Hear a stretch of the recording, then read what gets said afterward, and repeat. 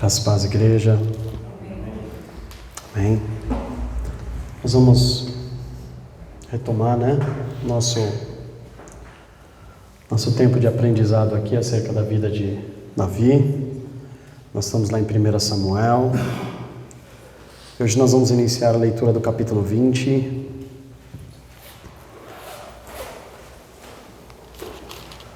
Entendendo por que está de trás, aquilo que está por trás da letra, o significado e o propósito de Deus, em tudo que Ele tem feito na vida de Davi.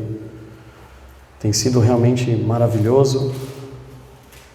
Alguns irmãos têm testemunhado e relatado, como tem sido gostoso conhecer um pouco mais desta obra que Deus fez na vida de Davi.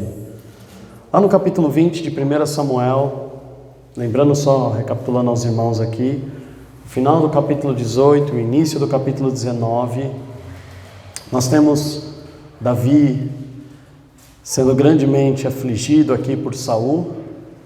Nós lemos um dos salmos que ele nos deixou, que é o Salmo 4, onde Davi fala muito como se entende, como se compreende o propósito de Deus através de muitas dessas aflições na qual ele passou aqui nesse momento. Mas chega no capítulo 20, Davi começa a viver uma nova fase da vida dele, é uma transição, numa fase onde ele tinha sua família perto, numa fase onde ele tinha também o favor do rei, o acolhimento do povo, a amizade do filho do rei. E ele então, o Senhor começa a tirar ele do meio de tudo isso, como fez com Abraão, chamando para sair da sua parentela. Como fez com os apóstolos também, e eles ali deixando as suas famílias começaram a caminhar um tempo com o Senhor sozinhos. Não que esta é a vontade do Senhor, amados, que venhamos a caminhar sempre sozinhos. Mas você vai observar que em muitos momentos da vida dos cristãos, da vida dos servos de Deus, da vida dos homens que estão descritos aqui na Bíblia, muitas vezes Deus teve que tirar ele do seu meio, da onde ele estava convivendo, para poder fazer ele enxergar mais distante, para ele compreender o que Deus queria na vida dele. Foi assim com quase todos os homens, amados.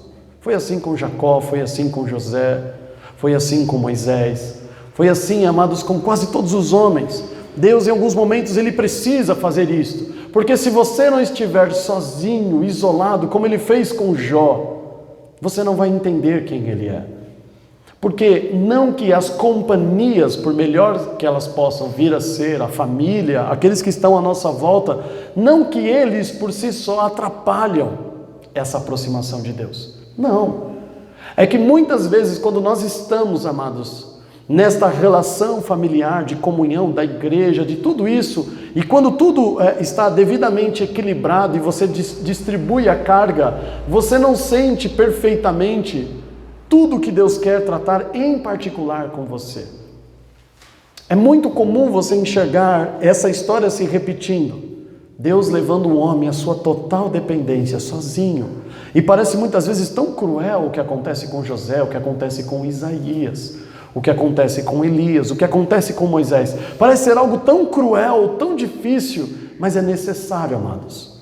Para muitos homens é necessário sair da zona de conforto e ser levado como escravo ainda jovem para a Babilônia.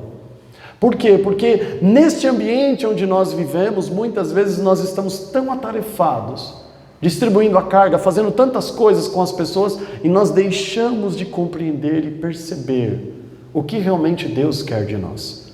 Por isso Deus está vendo que da forma como as coisas estão caminhando, Davi não vai muito longe. Mesmo continuando sendo temente a Deus, mesmo continuando sendo fiel, lutando por Saul, Deus então começa a mudar a sua trajetória. Ele começa então agora a fazer uma transição, e é o que nós vamos falar hoje, que Davi vai começar a deixar esse ambiente familiar, de amigos, de conhecidos, do povo que o amava e o venerava, e Deus vai isolar ele. Então no capítulo 20, a partir do versículo 1, Davi tem uma conversa muito franca com Jonatas, filho de Saul, dizendo assim: então fugiu Davi de Naiote, em Ramá, e veio e disse perante Jonatas: que fiz eu? Qual é o meu crime? E qual é o meu pecado diante do teu pai, que procura tirar minha vida? O que eu fiz contra ele? Será que eu não estou percebendo, Jonatas? Será que eu estou tão duro e cego para não perceber que eu estou talvez prejudicando o seu pai? E é por isso que ele me trata dessa forma? Eu tive que escapar, se não fosse a sua irmã eu já estava morto. Ela colocou lembra? Uma estátua ali, colocou uns pelos de animais ali, escondeu na tenda, porque no outro dia pela manhã os homens de Saul iriam matar Davi, ali na sua cama, diante da sua filha. Eu tive que fugir, tive que escapar de lanças, mas o que eu fiz de errado?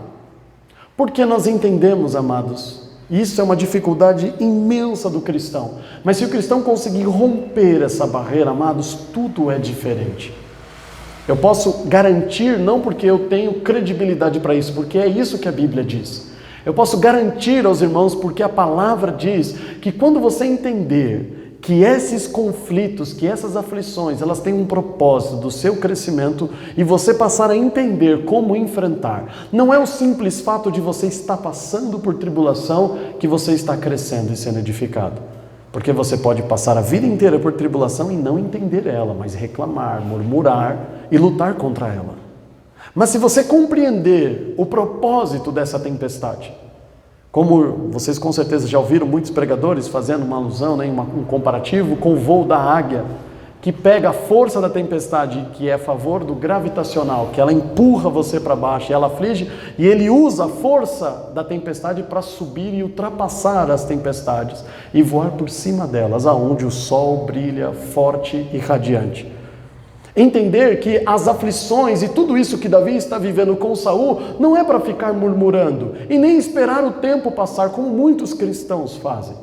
Eles entendem, a maioria acha que a aflição é pecado. Acha que passar por dificuldades é porque você está em pecado. Você pode estar em pecado e não passar por aflições, e pode estar em pecado e passar por aflições. Isso não é determinante. Não é porque você está passando dificuldades que você está errado, que você está pecando contra Deus. A grande maioria associa isso. Existe uma outra fração que entende que a aflição é uma coisa necessária. E o que ele faz? Cruza os braços e espera o tempo passar. Também isso não é aquilo que Deus espera de nós. A tempestade precisa ser aproveitada. Fui vendido pelos meus irmãos como escravo. O que eu vou fazer? Vou ser o melhor escravo. Ele podia cruzar os braços e falar assim, bom, vamos esperar aquele tal sonho de Deus. Se ele não tivesse feito a faculdade, amados, preste atenção nisso, se ele não tivesse feito a faculdade na casa de Potifar, ele não saberia administrar os 7 anos de abundância. E ele vai injustamente para a prisão, ao invés de cruzar os braços e esperar o tempo passar, espere o cumprimento da promessa. Sim, você tem que esperar, mas tem que agir. Em qual situação você está? Agora eu estou numa prisão, então seja o melhor prisioneiro possível. Seja o melhor que você possa ser neste tempo, no que o Senhor te deu. Então você percebe que o tempo todo eles estão trabalhando. Moisés não era pastor de ovelhas, mas ele foge, constitui a sua família e ele começa a ter ofícios que ele não tinha. E para ser pastor de ovelha tem que ser extremamente paciente, cuidadoso. E o que ele não era? Paciente, cuidadoso. Percebe, amados, que a aflição não é para cruzar os braços e esperar o tempo passar. E nem ficar perdendo tempo murmurando. E Davi está nessa condição. Ele ainda está se questionando, por quê? Por quê? O que eu fiz de errado? Por que ele me trata assim? Amados, não queira entender a deformidade do caráter dos outros. Não queira explicações, por que das aflições? Por que as pessoas ainda pecam tanto? Por que as pessoas são tão maldosas? Por que as pessoas não têm palavra? Mas me prometeu, combinou comigo e não fez. Você fica tentando entender as pessoas e não quer entender o que Deus quer. Isso é Davi aqui no versículo 1. Querendo entender as pessoas. Não faz sentido o que Saul faz comigo. Ou eu estou fazendo alguma coisa que eu não estou percebendo. Este é o questionamento da grande, imensa maioria dos cristãos quando estão passando o que Davi está passando na mão de Saul. Aí Jonatas disse assim, Davi ainda continua. E ele lhe disse, tal não seja, Não morrerás, Jonatas fala para ele. Eis que o meu pai não faz coisa nenhuma grande, nem pequena, sem primeiro me dar parte. Porque, pois, o meu pai me encobriria este negócio. Não é assim. O que Jonatas fala para Davi? Davi, fique em paz. Por que você está preocupado? Tudo que o meu pai faz, ele me conta primeiro. Tudo que o meu pai intenta fazer, seja grande ou pequeno, qualquer projeto, ideia que ele quer fazer, ele me conta. Você é meu amigo, então fica tranquilo. Confia em mim, porque se meu pai for fazer alguma coisa ruim contra você, Davi, eu vou ficar sabendo e eu te aviso. Quem é Jonatas nessa história, amados? Jonatas é um menino muito bom. É um menino que nem parece ser filho de Saul. Se você olhar a vida aqui de Jonatas é um menino tão carinhoso, tão atencioso. Olha, ele sente as dores de Davi, o único em Israel que percebe que Davi está passando por problemas. O único que senta, a única pessoa com quem Davi sentava para abrir o seu coração. Só tem uma coisa que Jonatas nunca soube acerca da vida de Davi, que ele já tinha sido ungido rei. E lembre-se, isso tem um propósito. Saul não sabia, Jonatas não sabia e nunca soube pela boca de Davi. Isso significa muito mais do que eu vou falar agora, amados. Mas para você começar a entender, se você tem um chamado do Senhor para ser um evangelista, um pastor, você não precisa falar. Nós vamos ver e já estamos observando que com o tempo, até Saul, na sua loucura, percebe isso. A Bíblia diz, nós já lemos até aqui, que ele percebia que o Senhor era com Davi. Um pouquinho mais para frente, talvez ainda hoje nós vamos ler, Saul um dia discutindo com seu filho Jonatas, ele fala assim, você não está percebendo não? Você não está enxergando não, Jonatas? Que se eu não matar esse menino, ele vai ser o próximo rei, ele vai tirar você do trono?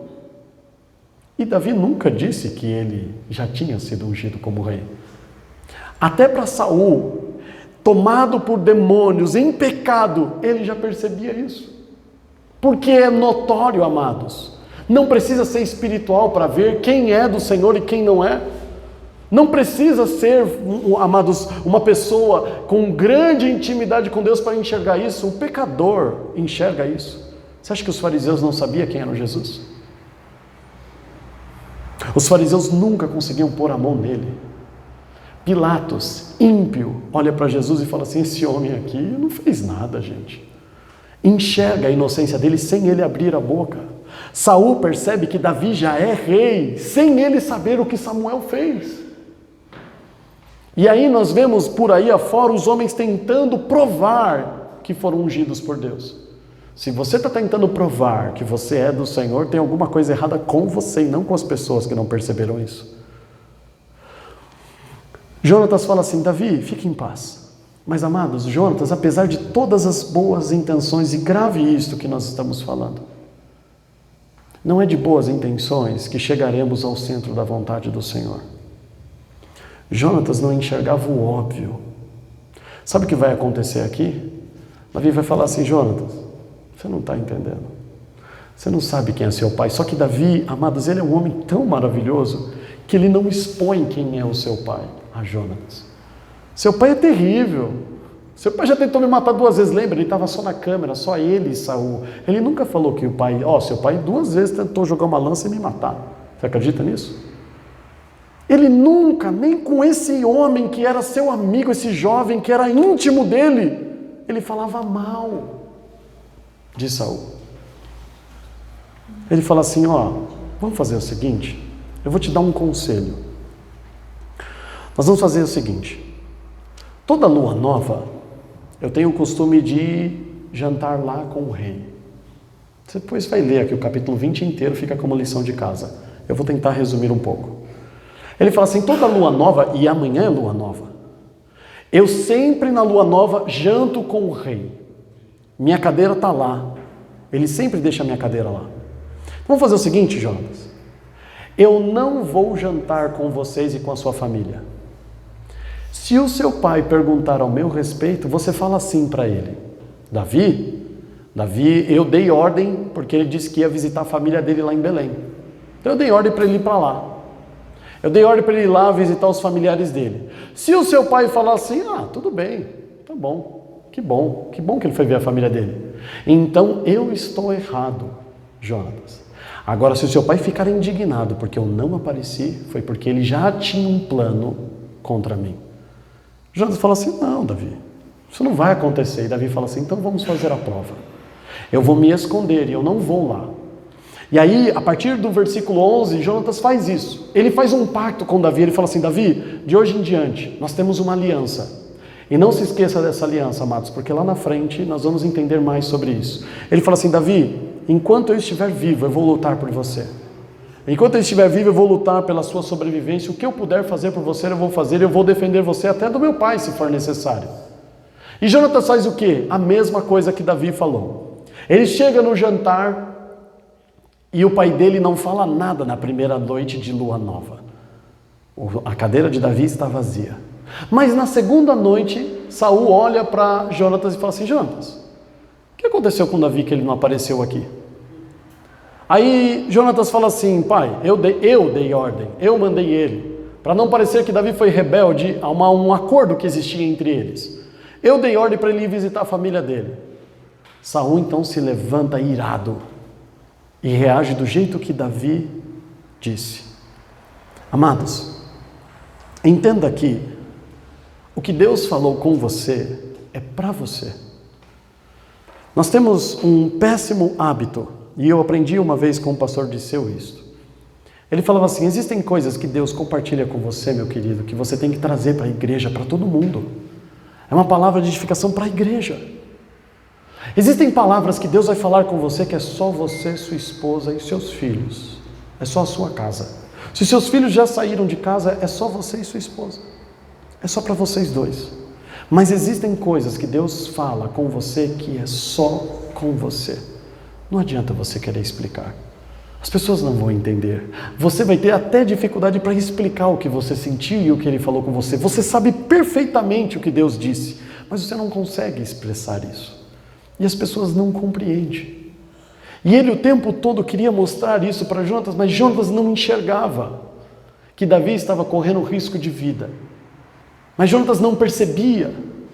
Mas tanto Jonatas como sua irmã Mical, esposa de Davi, eles eram, amados, o início e o princípio de algumas pedras de tropeço no plano de Deus para Davi. Você pode achar que não, mas era. Eles, amados, ainda atrapalhavam, Davi ainda criava esperanças de assumir o trono por essa intimidade com o rei. Davi ainda criava e achava que era de alguma outra maneira que Deus ia conduzir, e não era. Deus ainda tinha muita escola para Davi, e Davi estava perdendo tempo naquele lugar. Então Davi precisa, amados, ser separado. E Jonas percebe nessa atitude. Vamos ver aqui, ó. Vamos lá. 24 do capítulo 20 de 1 Samuel. Escondeu-se, pois, Davi no campo, e, sendo a lua nova, assentou-se o rei para comer pão. 25. E assentando-se o rei no seu assento, como outras vezes, no lugar junto à parede, Jonatas se levantou e assentou-se Abner ao lado de Saul.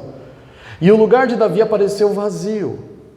Sucedeu também outro dia, o segundo da lua nova, que o lugar de Davi apareceu vazio.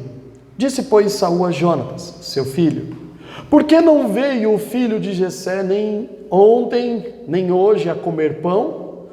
E respondeu Jonatas a Saul, Davi me pediu encarecidamente que o deixasse ir a Belém, dizendo, peço-te que me deixes ir, porquanto a nossa linhagem tem um sacrifício na cidade, e o meu irmão mesmo me mandou ir. Se, pois, agora tenho achado graça em teus olhos, peço-te que me deixes partir, para que veja a meus irmãos. Por isso, não veio à mesa do rei.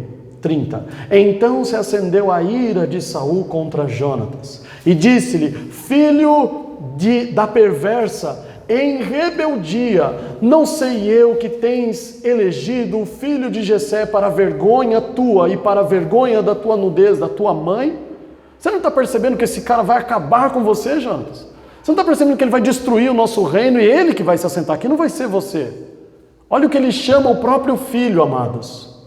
31. Porque todos os dias que o filho de Jessé viver sobre a terra, nem tu serás firme, nem o teu reino. Pelo que envia-o, traze-me-o nesta hora, porque é digno de morte.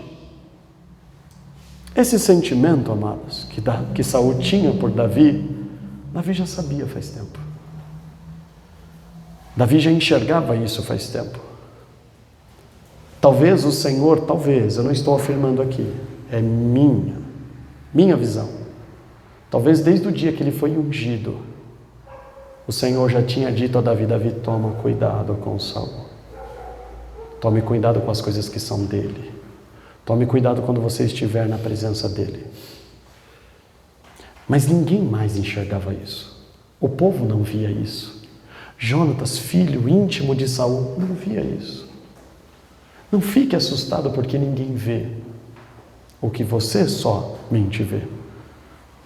Se só você está vendo isso, é porque Deus tem um propósito nisso. Deus tem um propósito sobre isso. Jonatas abre os seus olhos e começa a entender quem é o seu pai. Olha o que diz o versículo 32. Então respondeu Jonatas a Saul, seu pai. Ele disse: por que há de ele morrer? O que tem feito? As reclamações de Davi agora são de Jonatas. 33. Então Saul atirou-lhe com a lança para o ferir. Assim entendeu Jonatas que já o seu pai tinha determinado a matar Davi. Olha o que Saul era. Até o próprio filho. Ele está, amados, lembra-se daquilo que a Bíblia nos ensina pelo salmista? Um abismo chama outro abismo. No início, Saul tem uma suspeita sobre Davi. Ele começa a olhar Davi diferente. Ele começa a ver maldade em tudo que Davi faz. No segundo estágio, Saul intenta matar Davi em alguns momentos, mas depois ele para e fala assim: não quer saber? Eu vou criar armadilhas para ele. Eu vou fazer com que ele morra pela mão dos filisteus e não pela minha mão. Agora, amados, declaradamente, ele quer matar Davi.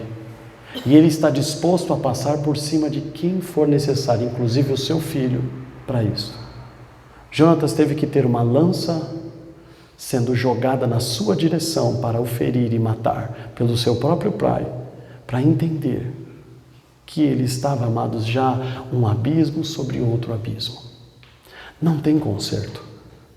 E qual é o problema de muitos cristãos que estão lutando para tentar converter Saul? Saul já foi rejeitado. Amados, entenda uma coisa: quando Deus rejeita, não tem volta. Não é que essa pessoa, por mais que ela se arrependa, Deus não vai aceitar o arrependimento dela. É porque esta pessoa nunca mais vai se arrepender. Não tem conserto para ela. Como a Bíblia diz lá no primeiro capítulo de Romanos, no versículo 28, e na sequência, ele fala que são pessoas irreconciliáveis. Não tem como voltar a ter comunhão com Deus. Adão perdeu a comunhão com Deus e a Bíblia demonstra que ele nunca se arrependeu. Ele saiu sem se arrepender do Éden. No dia de oferecer sacrifícios, estavam os seus filhos, mas ele não estava presente. Quando o seu neto Enos, filho de Sete, quando o seu neto nasce, a Bíblia diz: então Enos começou a invocar a Deus novamente. O homem começou, porque o seu avô, o seu pai, o seu tio, ninguém na terra servia a Deus. Ele nunca se arrependeu. E a Bíblia diz que estes homens são irreconciliáveis. Por que Jesus nunca tentou converter os fariseus? Porque não tem volta para eles. Por que Eliabe foi rejeitado por Deus, o irmão mais velho de Davi?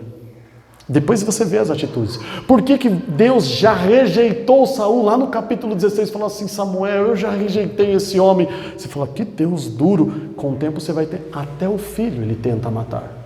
Deus já via tudo isso, amados. Lá, no profundo do coração, as intenções, toda a perversidade que existia dentro de Saul, Deus já enxergava.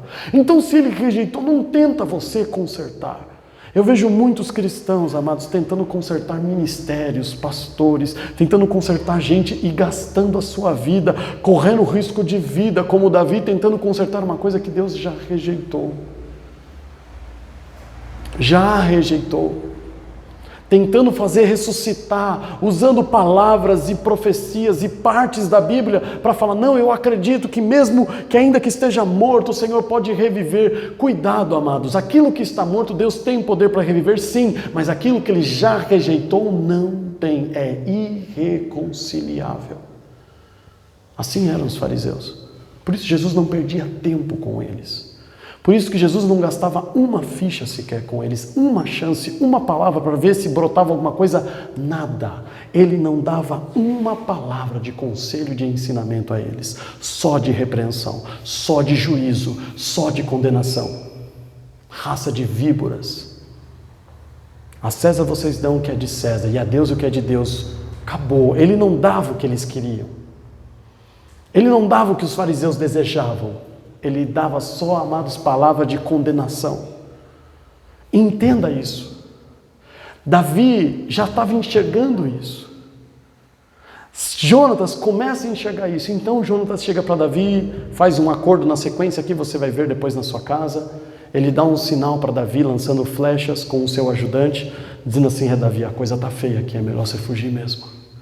É do jeito que você falou, Davi. Davi então sai. Perdido. Sabe onde Davi vai parar, amados? Para mostrar como Davi estava ainda perdido. Não era esse o plano dele, porque se esse fosse o plano dele, ele tinha um destino seguro, ele já tinha um projeto bem elaborado, mas ele ainda acreditava que era dentro do palácio, que Deus ia fazer alguma coisa para ele se tornar rei. Porque ele está perdido. Ele vai parar, sabe aonde? Vamos ler aqui. A partir do capítulo 21, tem um ocorrido aqui, eu quero destacar rapidamente antes de entrar nesse ponto, que Davi ele vai ter com o sacerdote Aimeleque, e diz assim no versículo 21, então, capítulo 21, versículo 1. Então veio Davi a Nob, ao sacerdote Aimeleque. Aimeleque, tremendo, saiu ao encontro de Davi e disse-lhe, por que vens só e ninguém contigo? Daqui para frente você vai ver uma sequência de erros de Davi, de mentiras, de coisas erradas que ele faz. Observa. 2. E disse Davi ao sacerdote Aimeleque, o rei, mentira, me encomendou um negócio e me disse, ninguém saiba deste negócio, pelo qual eu te enviei, o qual te ordenei, quanto aos mancebos, apontei-lhes tal e tal lugar. Agora, pois, que tens a mão, dá-me 5 pães na minha mão, ou o que se achar. E respondendo o sacerdote a Davi, disse, não tenho pão comum à mão, há porém pão sagrado, que são os pães da propiciação. Se ao menos os mancebos se abstiverem das mulheres, ok, né? 5. E respondeu Davi ao sacerdote, lhe disse, sim, em boa fé, as mulheres vedaram desde ontem e anteontem, quando eu saí. Aos vasos dos mancebos também eram santos. Em alguma maneira, é pão comum, quanto mais que hoje se santificará outro nos vasos. O que está acontecendo aqui? Davi está fugindo da presença de Saul e ele encontra o sacerdote Aimeleque, morrendo de fome. Fala assim, olha, o rei me mandou aqui. E eu tenho os jovens comigo também e eu preciso alimentar eles. O que tem para comer? O sacerdote fala assim, coisa comum não tem. A única coisa que tem aqui é pão da propiciação. Aquele que é consagrado só para os sacerdotes. Então, por sua conta e risco. Não, Davi fala assim, não tem problema não. Aí o sacerdote fala assim, vocês estão de jejum? E aqui fala de relação homem e mulher. Davi fala assim, os jovens também. Nós estamos num processo de santificação aqui, já há alguns dias, não tem problema, a gente pode comer. Aí o sacerdote fala assim, então tá bom, quer pegar, pega aí, fica à vontade. Davi mente, engana, para sobreviver. E talvez você pense assim, o pecado, ele é justificado quando é por uma boa razão? Não, esse é um erro que ele está fazendo. É um erro. Ele está mentindo, ele está enganando o sacerdote. Mas isso, amados, tem um ponto muito interessante a ser analisado, que inclusive lá na frente, no Novo Testamento, depois é tratado esse ponto. Isso não é pesado contra ele, por quê? Porque nem Davi sabia aonde Deus o levaria. Ele seria rei, ele seria sacerdote, ele seria levita, que ele nem sabia disso. Para ele ia ser só rei.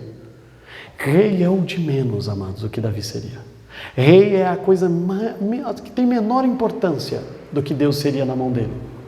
Ele não fazia ideia do que ele seria para nós, através da sua história e dos Salmos. Ele não tem ideia o que ele iria produzir pelas gerações. Por causa de Davi, Jesus agora entra na linhagem desta geração.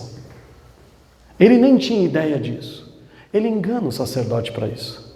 Come os pães e vai embora. Vamos ver a sequência aqui. Versículo 10 do capítulo 21. E Davi levantou-se e fugiu aquele dia de diante de Saul, e veio a Aquis, rei de Gate. Sabe onde ele foi parar? Na cidade natal de Golias. Amado, se você quer fugir da presença de Saul, você vai para o lugar onde as pessoas mais te odeiam, onde você matou o Ayrton Senna deles. É isso que você vai fazer?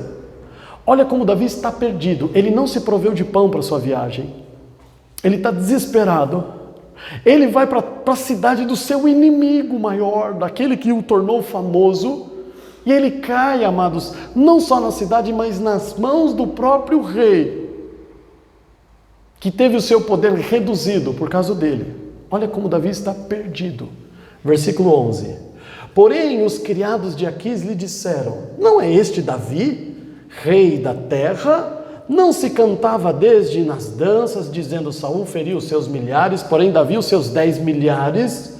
E Davi considerou essas palavras no seu ânimo e temeu muito diante de Aquis, rei de Gate. Davi começa a ver que as pessoas o reconhecem.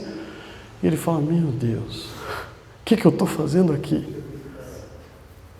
Perdido, amados. Perdido. Aí olha o que ele tem que fazer para poder sobreviver. Parece brincadeira, mas olha o que ele faz. 13. Pelo que se contrafez diante dos olhos deles, e fez como doido entre as suas mãos, e esgravatava nas portas do portal, e deixava correr a saliva pela barba. Ele começou a se fingir de louco.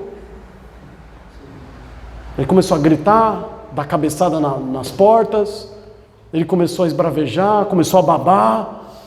E aí ele, amados, está desesperado. Ele percebeu onde ele estava, e a única coisa que veio na cabeça dele foi isso: vou fingir que eu sou louco. Mas e daí? Ele continua sendo um homem que causou muitos problemas para esse rei. Ele está louco, mas corta a cabeça dele e mata. Amados, durante a nossa caminhada, durante a nossa vida com Deus, nós falhamos.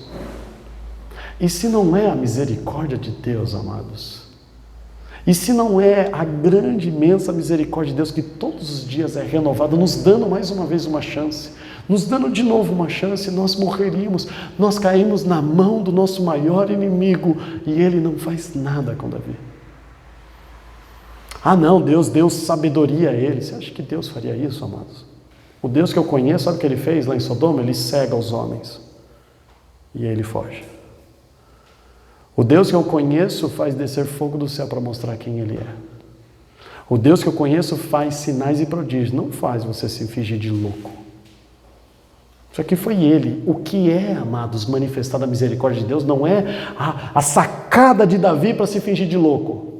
Foi Deus pegar o coração do rei, como a Bíblia diz que ele inclina para onde quer, e falar assim: ó, liga não, ele está louco, não faz nada com ele não, deixa ele embora. Isso é a misericórdia de Deus. Não ache que a estratégia é perfeita. Não acha que o plano é perfeito. Mas é isso que é um homem que ainda não entendeu que não é por meio do que ele acha, do que ele pensa, que Deus vai cumprir a sua vontade. É quando ele abrir os braços e deixar o Senhor conduzir ele. O Senhor levar ele. Olha o que acontece. 14. Então disse Aquis aos seus criados: eis que bem vês que este homem está louco, porque me trouxestes a mim? Faltam-me a mim doidos, para que trouxesse-me a este que fizesse doidices diante de mim? Há de este entrar na minha casa? Põe ele para fora. Ninguém percebeu que esse cara está louco, ele é insano. Ninguém percebeu que ele não está em sã consciência. Isso é a misericórdia de Deus. Não é a ideia de Davi. No capítulo 22 em diante, que nós vamos fazer na semana que vem, vamos falar na semana que vem, se Deus o permitir, Davi começa a entender essa transição. Ele vai para a caverna de Adulão, sozinho. E lá Deus começa a cumprir a sua vontade do jeito que ele queria. Porque até então Davi só estava retardando o tempo de Deus. Porque até então Davi só estava fazendo o que ele queria, a sua forma, a sua maneira.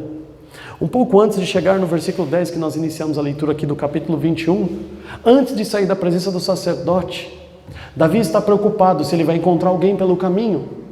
E ele fala: tem alguma espada aí? Tem alguma lança? Sabe qual é a única espada que existia naquele ambiente? O sacerdote fala assim: tem a espada de Golias, que você matou. Está ali, se você quiser levar ela. Presta atenção, amados. Você não está acreditando? Então volta aqui no versículo 8, vamos lá. Então disse Davi a Aimeleque: não tens aqui mão, lança ou espada alguma? Porque não trouxeste a mão nem a minha espada, nem as minhas armas, porque o negócio do rei era apressado. Ele continua na mentira. 9. E disse o sacerdote: a espada de Golias, o filisteu, a quem tu feriste no vale do Carvalho, eis que ela aqui está em volta de um pano, de trás do éfode. Se tu a queres tomar, toma, porque nenhuma outra há aqui senão aquela. E disse Davi: não há outra semelhante? Dá. Ou seja, assim, não tem alguma outra coisa parecida para você me dar? Mas ele não pega a espada de Golias. Pode parecer que isso é uma provisão de Deus.